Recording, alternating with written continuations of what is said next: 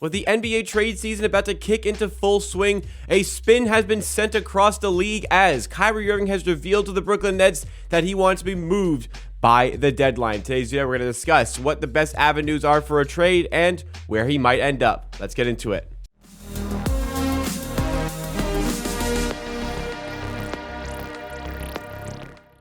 What's going on, everybody? Welcome back to Amateur Hour TV. This is your channel for additional NBA-related content, usually concerning the Toronto Raptors, but when there's hard-hitting big news just like this, we love to cover it on this channel as well, provide that extra sort of content in the Amateur Hour Production Network. This is the second channel in that network. My main channel, Amateur Hour Sports, is dedicated to Toronto Raptors content. Typically, as I mentioned, we try to do more Raptors content here, but also it's an avenue where I can do just general NBA content, and for big news like this, I absolutely want to cover it. If you like what you see from today's video, you want to see more just like it, then please make sure you are subscribed to this channel and drop a like as well to show your support, help us get in some more recommended pages. But here is the report. Straight up, Kyrie Irving, out of nowhere, has said to the Nets that he wants to be traded ahead of Thursday's deadline. And he also revealed in the report by Adrian Wojnarowski, a bit of a Woj bomb here, that he is going to leave in free agency if they don't trade him. Obviously,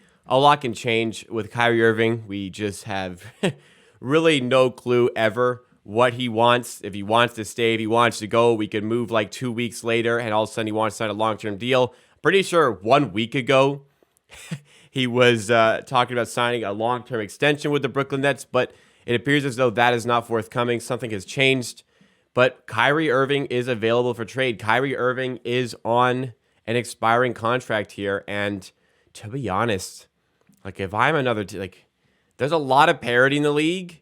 If Kyrie Irving is available, this could be a really good situation for a lot of teams to look into, because what I like about this from Kyrie Irving, for Kyrie Irving here, is that this can be your main guy on your championship roster, or even like if you're already that good, your second guy. And imagine having Kyrie Irving, your second guy, as the Brooklyn Nets do right now. You can have that, but there isn't the concern about having Kyrie Irving on your team for an extended period of time. So it really seems like right now he's dialed in, he's locked into basketball, and I think a lot of that is because he's got to sign a new contract at the end of this season. He's in a contract year. So, there's no going to a birthday party. There's no sitting out games. There's no this or that, because if he doesn't play, he's not getting paid. And he tried very hard in the previous offseason to sign a new contract, but the Brooklyn Nets were not willing to give him guaranteed money. They were willing to give him contracts based on how many games he was going to play.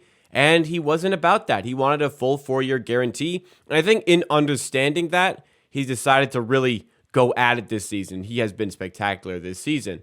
So I kind of like having that sort of comfort zone, in that I'm not locked into this, but I know I've got a locked-in player at least for the rest of this season. So I think this is a very appealing spot for a lot of NBA teams, but a couple in particular that I wanted to go through. Well, first of all, this is not in the two that I wanted to go through, but first of all, the Los Angeles Lakers got to be all over this. The Los Angeles Lakers have to be all over this. Salary-wise, like whatever it takes, they've got to try and figure this out. I feel like the Brooklyn Nets they have been excellent this season. I feel like they have to look for some certain things in which they're going to get an actual quality player back. I think they still believe in this sort of championship core they have right now. I think they have to believe in this championship core they have right now. So I think it would be within their best interest to find a good player to bring back, though that provides some difficulty. But the Lakers got to throw the picks. They got to throw the 27 unprotected first. They got to throw the 29 unprotected first. I don't know about both. They got to throw both for the. It's tough to say they should throw both, but I think it's certainly debatable. They got to try and make this work. Rob Pelinka is probably already on the phone with this one. But they're not that's kind of the obvious one here. The two that I kind of want to go through, and maybe they are obvious as well. I feel like the Los Angeles Clippers as well should be really interested here. And I think that the Phoenix Suns can make a real big run at this. And I think the Phoenix Suns make sense for a variety of reasons here. I just mentioned the fact that Brooklyn probably still want to bank on this championship level core. They're not going to get a superstar player back for Kyrie Irving, because if you're trading for Kyrie right now, you want to add him into your team. You want to add him into what already is going so well for you. But for the Phoenix Suns, I think they have a little bit more flexibility. What's interesting is that the new Phoenix Suns owner is going to take control of the team before the deadline and have say in processes before the deadline. And he is not looking to rebuild here. He is looking to go all out. What an opportunity here to trade for Kyrie Irving and give them Chris Paul. Now, Chris Paul this season hasn't been exceptional, but we still know that he's got the read for the game. He's still a good player. There's some inconsistencies there, but he's still a very good player. And from a salary perspective, I think there's a lot of things that work. Chris Paul's making $28.4 million this season. So yeah, you would have to add in some salary. That is manageable. Kyrie Irving is making $36.5 million. Like, you're not that far off in the salary on that one.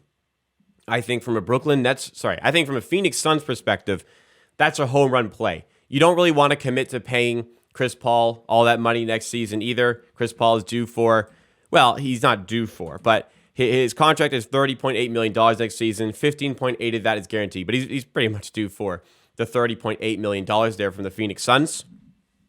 And again, I just think that for the Suns, you're committing to getting Kyrie Irving and going all out with this unit. You don't know what's going to happen with 8 in the end of the season, and you want to give Booker maybe the best chance because the Western Conference seems to be very wide open on who can come out of that conference and challenge for an NBA championship in those NBA finals. That would be a situation where the Suns can also get a lot of value for the rest of the season from Chris Paul, who is certainly fading away in terms of his ability. He's 37 years old. That's not disrespectful to say.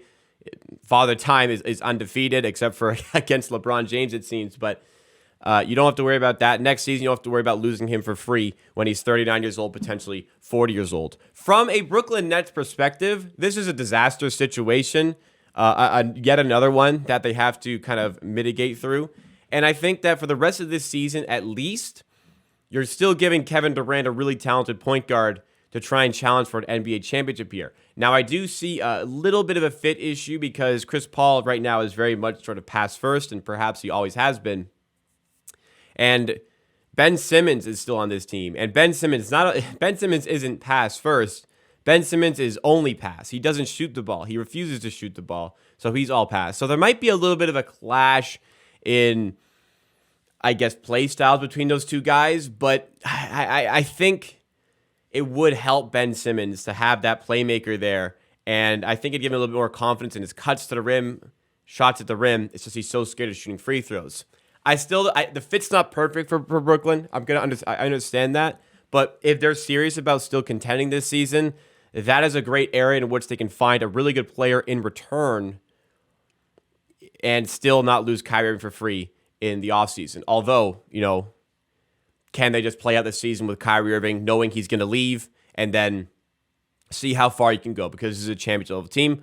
I would say that I really feel like if something like this is coming out, you're going to have to trade him in the next week or so. I find that as a good spot for him. The Clippers, they're probably looking for a lot of salary stuff. If they can add any picks, they'll be looking to do that. But I don't think there's a ton that entices the Brooklyn Nets too much there. It's similar to the Lakers situation where it's kind of like, okay, we got to trade him. Let's see what we can get. But I feel like the Phoenix Suns situation does make a good amount of sense. Well, it makes a lot of sense from a Phoenix Suns perspective. I think it makes a good amount of sense from a Brooklyn Nets perspective as well, just to get a player who can still be a good player for your team, be a solid member of your roster for the rest of the season. Like Chris Paul is he's not washed as much as he has regressed this season. So I like that there. I'm sure there's other teams as well who can really try to make a run at Kyrie Irving. I know that he's on an expiring contract, but once again, I'm going to reiterate here. I feel like it's a good spot to have him in a contract year because he's going to care for the rest of the year. Like, you have to worry so much about these extra factors when it comes to Kyrie Irving, but you don't have to worry about that as much right now because he is just focused on getting that contract at the end of the season. And if he's in a good situation, I would have faith that he does care about winning this season as well. Beyond this season, in terms of extension, like, who knows? Who really knows exactly what is going to go on, what is going to go down over there? But for the Phoenix Suns, I like this. Make a run at that. Lakers especially. Like, as a LeBron fan who wants to see LeBron succeed, Pelinka, get those picks out, buddy. This is the time. All right. Thank you guys so much for tuning into this one on Amateur TV. If you guys did enjoy, smash that like button. It does go a long way to supporting the channel. And please make sure as well you subscribe for more videos and content just like this with trade season coming up. Lots of trades around the NBA. Expect a lot more videos like this. We'll see you again next time for more from Amateur TV.